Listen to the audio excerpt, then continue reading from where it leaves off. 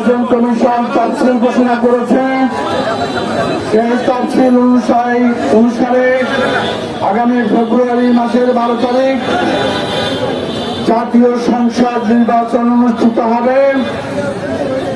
কিন্তু এই দেশের একটি বিশাল চক্র যারা 15 বছর লুকিয়েছিল এবং যারা এদেশ থেকে পালিয়ে গেছে এবং বিদেশি একটি চক্র মিলে এই নির্বাচনকে বন্ধ করার জন্য, এই নির্বাচনকে বানচাল করার জন্য তারা গুপ্ত হত্যা চালাচ্ছে।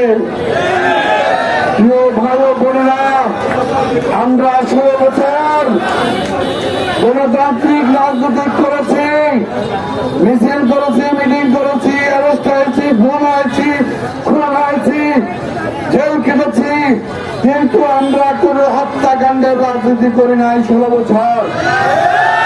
প্রিয় ভাই বোনেরা, যারা আওয়ামী লীগের লুঙ্গির নিচে পালিয়েছিল তারা আজকে বেরিয়েছে।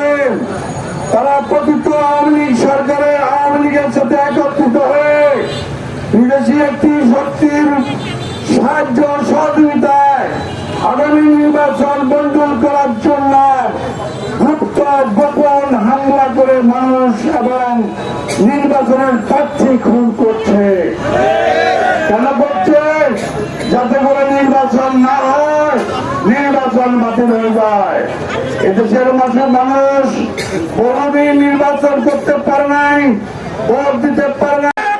তারই প্রতিবাদে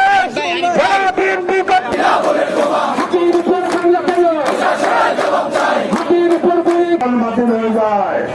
এদেশের মানুষ কোনদিন নির্বাচন